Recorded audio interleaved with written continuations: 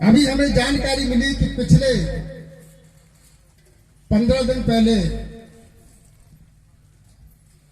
मध्य प्रदेश का मुख्यमंत्री दूधी परियोजना का शिलान्यास करने के लिए आए, जबकि मैं मंच के माध्यम से मध्य प्रदेश के मुख्यमंत्री शिवराज जी से कहना चाहता हूं कि आप नियम कानून कायदे नहीं जानते हैं।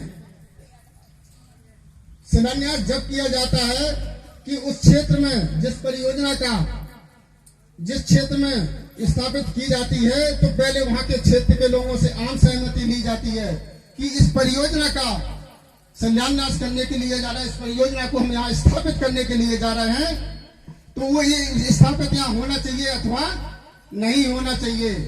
उसमें प्रत्येक व्यक्तियों से राय ली जाती है, उनसे सहमति ली जाती है कि आप यहाँ से जाएंगे अथवा नहीं जाएंगे, आप यहाँ से विस्थापित होंगे अथवा नहीं होंगे, यहाँ से आप जाना चाहते हैं कि नहीं जाना चाहते। यदि उस योजना से, उस परियोजना में 80% लोगों ने अपनी सहमति दे दी, तब उन लोगों को वहां से विस्थापित कर सकते हैं, अन्यथा नहीं। लुका छिपी आ रहा वहां से। एक बार 15 तारीख को उन्होंने तय किया था कि हम यहाँ शिलान्यास करने के लिए आएंगे, किसी को पता नहीं।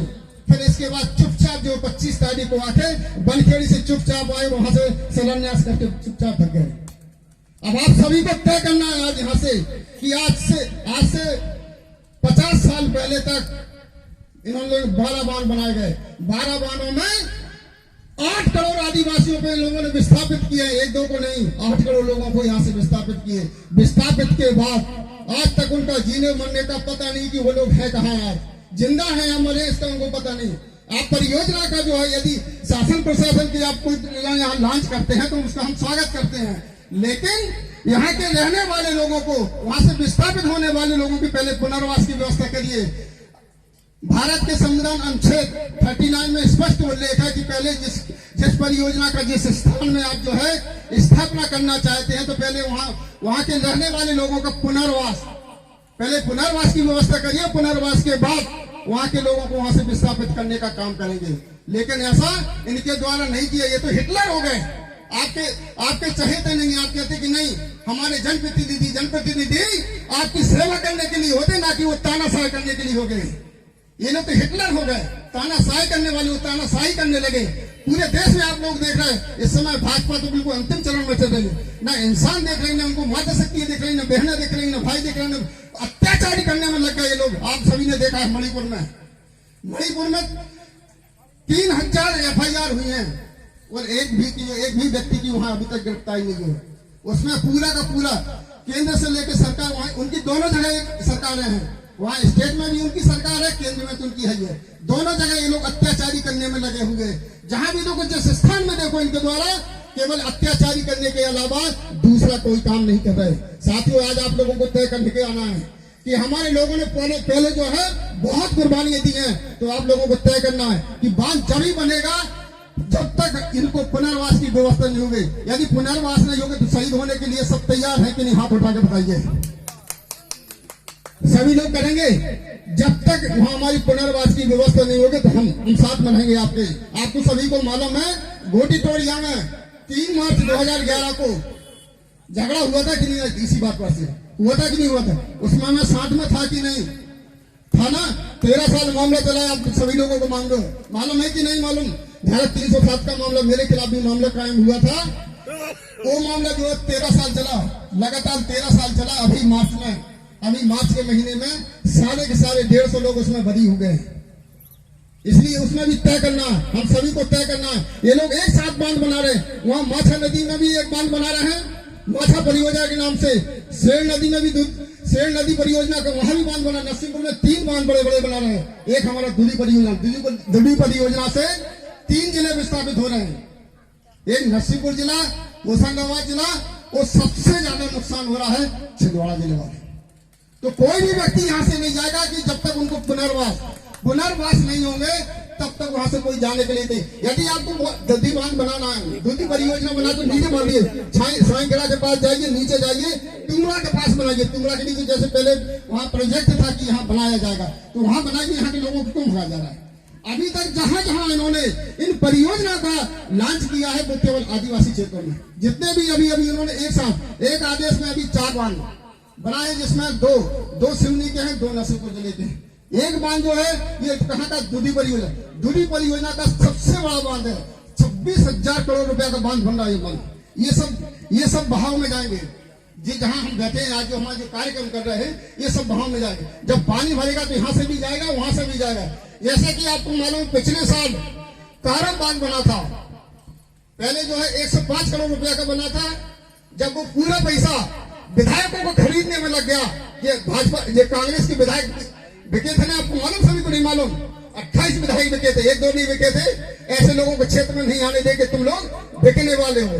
और दूसरे जो भाजपा के लोग जो खरीदने वाले आते हैं, उनको भी यहाँ खरीदने का काम करना है कि तुम्हारे पास पैसे कहाँ से आ गए। आज के 20 साल आप पहले जाइए तो इनके पास में टूटी साइकिल नहीं हुआ करती थी, आज इनके पास फॉर्चून गाड़ियों से नीचे रहे। उनसे पूछना है कि तुम्हारे पास कहाँ से पैसे आ गया। इसके 20 साल पहले आपके पास में साइकिल नहीं हुआ करती, तो ये पैसा कहाँ से आ गया। ये इस तरीके की योजना लॉन्च करते हैं और लॉन्च करने के बाद सीधा विधायक खरीदने के काम करते हैं। आप सभी को तय करना है, तय करके जाना है। जो जिस जिले से आए हैं, जिस स्थान से आए हैं, जिस विधानसभा से आए हैं। जैसे पिछली बार आपने 2003 में मोटे गांव विधानसभा में बैरिकेड लगाए थे कि भाजपा कांग्रेस के लोग हमारे क्षेत्र में नहीं आएंगे। इसी तरीके से आप लोगों सभी को तय करना है। डाडाबारा में, वहां पिपरिया में है, यहाँ तानिया में, तब आप लोगों को सभी जगह बैरिकेड लगाना कि जब तक दूधी परियोजना निरस्त नहीं हो जाती तब तक हमारे क्षेत्र में आप नहीं आ सकते। जब हम लोग चार पानी में कार्यक्रम किए थे, वहां भी आपके समाज का व्यक्ति था। पता है कौन है वहां का विधायक? कहने के लिए तो आपका विधायक है ना, कि वो बोले कि उसकी जी हमारा विधायक, आपके समाज का तो व्यक्ति है, पर आपका विधायक नहीं है। यहाँ का विधायक तो दलाली में लगा है। वो नहीं क्या, उसको भी मालूम था यहाँ की नहीं हमारे यहाँ कार्यक्रम हो रहा है। जब देखो तब धरना में बैठ जाता है। अभी कलेक्टर ने नहीं सुना, तो वहां से भग के चला गया नरसिंहपुर से, कि नहीं बोले कि मैं आदिवासियों के लिए, गरीबों के लिए, हरिजनों के लिए, गरीबों के लिए। अब तुम्हारी जब ठंडी शुरुआत हो गई, दलाली शुरुआत होगी, तब कहीं से एक भी शब्द नहीं निकलता, एक भी बात नहीं निकलती। और भाजपा तो लगे फावड़े लगा के, थोड़ा बहुत नहीं खींच रहे, वो फावड़े लगा के जो है बटोरने में लगे हुए। इसलिए साथियों आज सभी को तय करना है। इसी तरीके से वन विभाग के लोग इनको जो है विकास के काम पे अभी 3 साल के बीच में 8 करोड़ रुपए आए थे। 8 करोड़ रुपए आए थे वन विकास के कामों के लिए, आदिवासी, हरिजनों, गरीबों के लिए, पिछड़ा वर्ग के लोग, जिन उनके बीच में जो गरीब लोग रहते हैं, उनको रोजगार देने के लिए 8 करोड़ रुपए आए थे नरसिंहपुर जिले में। यहाँ का ईसाई डीओ मालूम आपको, पूरा काम ईसाई कर्मचारियों से अभी रो रहे थे, उनके नाकेदार भी रो रहे थे, डिप्टी रेंजर रो रहे थे कि साहब हमारा अधिकारी हम लोगों से साइन करवाता है, प्रमाणकों में साइन करवा करके। और उनका एक दस्तक पुत्र है एक प्रेम शर्मा, जो भिंड मुरैना का रहने वाला है, मूल रूप से खंडोती गांव का रहने वाला, जिला मुरैना है।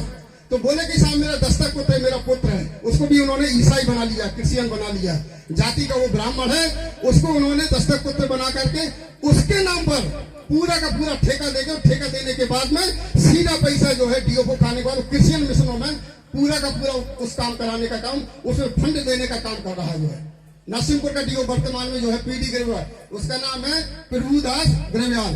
उनके पिताजी जाति के राजकुमार हैं और वो क्रिश्चियन थे, क्रिश्चियन स्कूल में टीचर थे, वो क्रिश्चियन बन गए, सागर जिले के रहने वाले हैं। और उसके बाद ईसाई होने के बाद में अब 2 जाति का लाभ ले रहा है। एक तो उनका विदेश से जो क्रिश्चियन फंड से उनका पैसा आ रहा है, और दूसरा आदिवासी कोटे से वो उनका फायदा मिलते जा रहा है। रेंजर बनाता, रेंजर बनने के बाद प्रमोशन होते होते अब वो कहां पहुंच गया, डीओ पहुंच गया। और पूरा का पूरा पैसा जो है ईसाई मिशनरियों में लगे। अभी जो है यहाँ आज के 10 दिन पहले, 8-9-10 दिन पहले भैंसा मुकंदा, ग्वारी, कामती, यहाँ के लोगों को भी उन्होंने झूठा मामला बनाया था।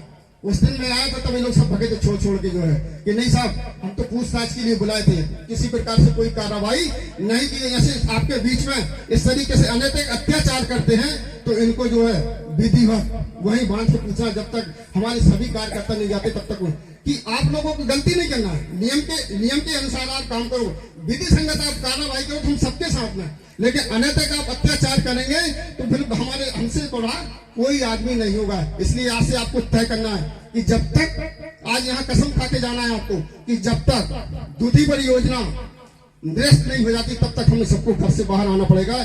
दूधी परियोजना में वहाँ के जो भी उनके कर्मचारी अधिकारी आते, जो भी उनके ठेकेदार आते हैं, उनको खदेड़ने का काम करेंगे। इसी के साथ जय सेवा, जय जवान, जय सैनिक।